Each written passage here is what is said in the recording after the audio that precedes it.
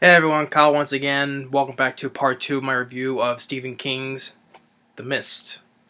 Leaving where I left off, all with leaving off with the tentacles back at the loading dock. And before that, before I continue, one thing I forgot to mention about in part 2 and part 1, just like I mentioned, Melissa McBride, who played Carol in The Walking Dead, after the first earthquake that happened, after the mist rolled in, she's asking she has two kids back at home, and she needs to get to them, and asking everyone, will anyone go with me, and everyone says no, though, and of course, and then she has a going alone, and then she walks into the mist and disappears, which of course you'll see her at the very end of the film, though. So yeah, and so anyway, back at the incident with the loading dock, um, after when Thomas Jane chops a piece of tentacle off with the axe, the William Center goes, "Oh, I'm sorry, you didn't know. You should have said what you said better, and goes and gives him a punch, saying, "You got that kid killed, and I got his fucking blood on me, So they'll head back out, but they haven't spoken to anybody yet. He tries to Thomas Jane. He tries to tell Andre Braugher, do you want them to come back there? And he said, "No, I'm not being stupid. You're doing this as payback for what happened the first time, Saying, I'll sue your ass again, And everyone's looking around, looking at them, and um, the guy, the manager, Bud, asking, what was he doing? Isn't what is what tell you how to go? Well, he first speaking to Ollie, he's like, "You've been drinking, Ollie? Do you want to do? Like, do you want to lose your job? And it's like, and I like what Ollie goes like, okay, take Toby Jones is like, okay, take your names, but in the meantime, shut the fuck up, and listen to what it has to basically listen to what he has to say, And everyone and Thomas Jane explains, and first they'll laugh at him, but they bring Bud and they see that piece of tentacle that's still on the floor, and then also as soon as they touch it, it like just disintegrates. So they're like putting out second dog food in front of the windows, so because the front of the store has a bunch of glass, so they can break through easily, Um. So as they're doing that, Marcia Gay Harden, as a Mrs. Carmody, being that they like this is the end of the world and all that, going slowly starting going crazy, like a Laurie Holden first slaps her, but that doesn't do any good, and Ollie is like, if you don't shut up, wrap this tape around your mouth, you know, and he's like, you just try it, Ollie Weeks, you just try it, So a little while passes by, and then all of a sudden these small bugs fly on the windows, and then um and they're also not just bugs, and then these other animals, um these winged monsters come in. They're like eating some of the bugs, but they break through the glass, and two gets in the store, they're trying to get eat more of the bugs. But one guy, one of the monsters drops down on a guy, and he grabs a piece of the guy's neck from here, And Thomas Jane lights the thing on fire with a mop, in gasoline, so he pokes at it and it lights on fire, and then he starts beating the rest of it with the handle, the broomstick handle.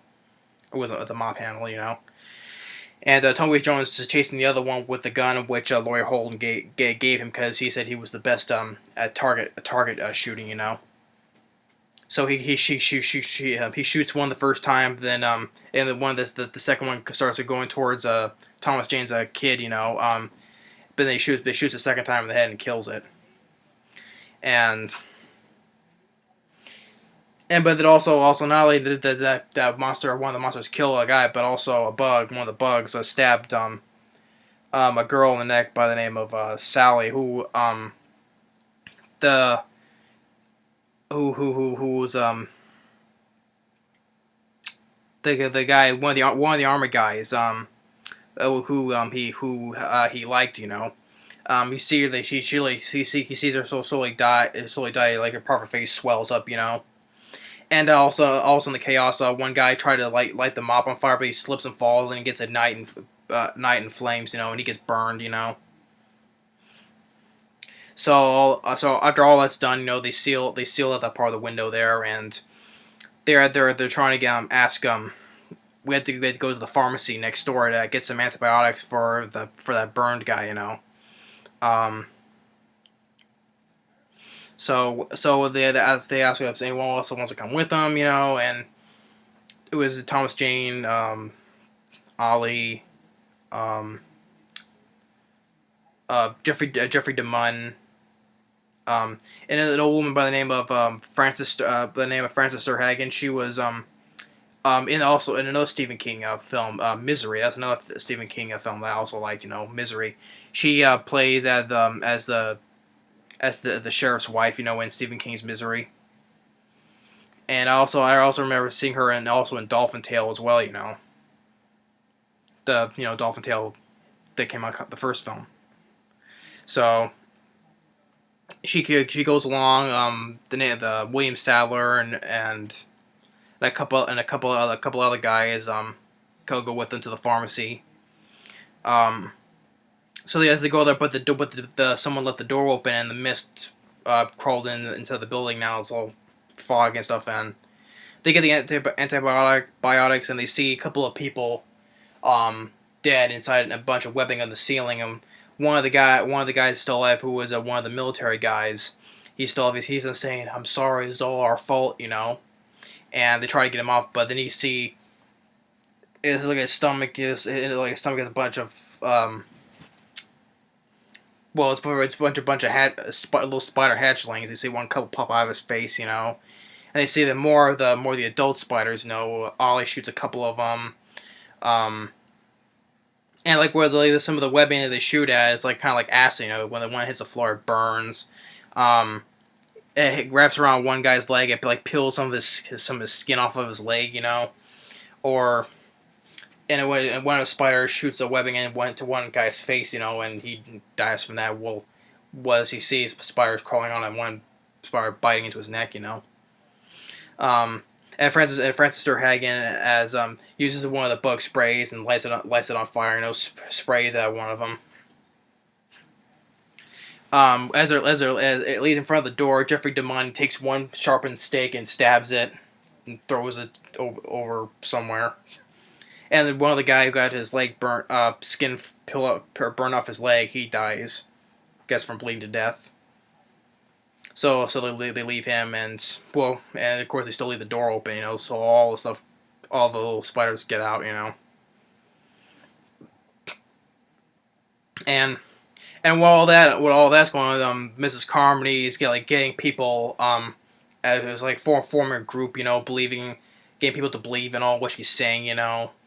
Think he's like, oh, this is all, how what she says, you know, it's like it's all God's will or thinking or some whatever, you know, and you go have him believe saying this word expiation. Ollie's like, it's like, welcome to Sesame Street. Today's word is expiation.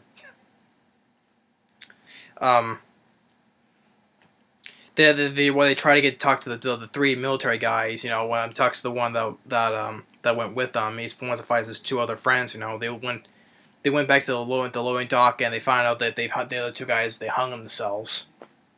Guess they know what they have done, you know, like William Sadler, he joined Mrs. Carmody's group, you know. He sneaks in there, finds and grabs him and tells them this was him. They did it. They brought down the wrath of God, you know. And he explains that he's like there were other dimensions, you know, thinking they tried the things on the other side, you know.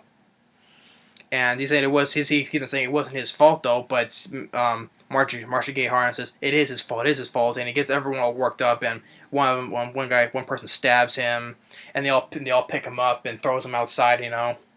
And then there's one big monster that's like either like a praying mantis like monster, but he's like fully clear, but you get what it has huge claws, you know, and just goes and picks him up, you know, takes him away, you know.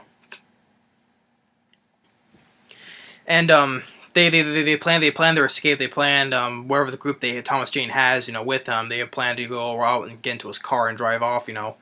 Try to drive off until we run out of gas. Until try to get as much as clear of the mist as they can.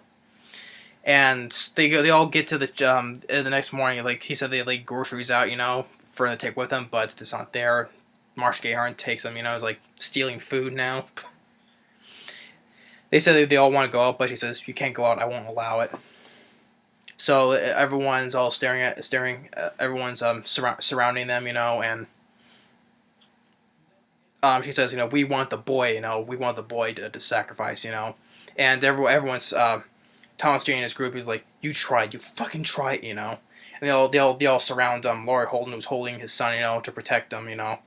Everyone's trying to grab him, but then all of a sudden, Ollie goes and shoots Marcia Gay Harden, once here, once in the chest here, once in the head. So they all start running out to the parking lot. Um, oh, I forgot. Stupid me.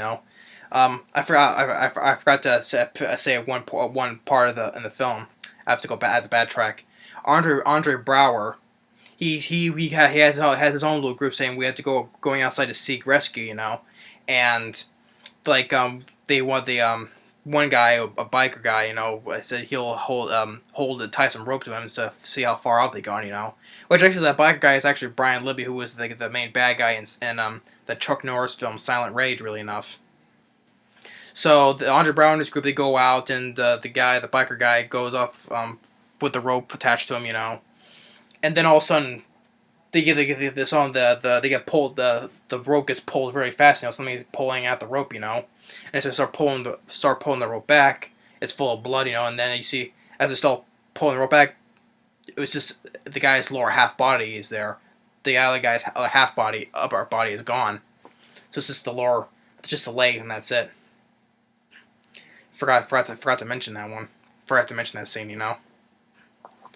So yeah. So after they're all running to the parking lot, Ollie gets there first, opens the doors, then he gets picked up by the same creature that killed that soldier guy. And then he ends up getting torn in half, and one of the spider monsters kills William Sadler's friend Myron, and Bud the store manager. He runs back in the store, and another old guy by the name of Ambrose, which I've seen that guy before. The only guy I've seen him in Buck Taylor, I think that was the guy's name. The other guy I seen him in was in Tombstone. He was one of the guys that's helping Kurt Russell and Val Kilmer out, along with Michael Rooker helping out, shooting all the other outlaws at the end of the film. So yeah, I thought I recognized him. So he was in there trying to make the escape, but then he ends up getting killed by more of the spider monsters in the parking lot. So it's only Thomas Jane, Francis Sternhagen, Jeffery DeMunn, Laurie Holden, and the kid Nathan Gamble, who also appeared in Dolphin Tale 1 and 2, and also a little bit in the Dark Knight as well. So yeah, he plays as Thomas Jane's son. And now I have to stop right here. This is gonna take into another part. I always try to make my reviews short within 15 minutes, but I can't. So yeah, so that's part 2. So stay tuned for part 3 of my review of The Mist.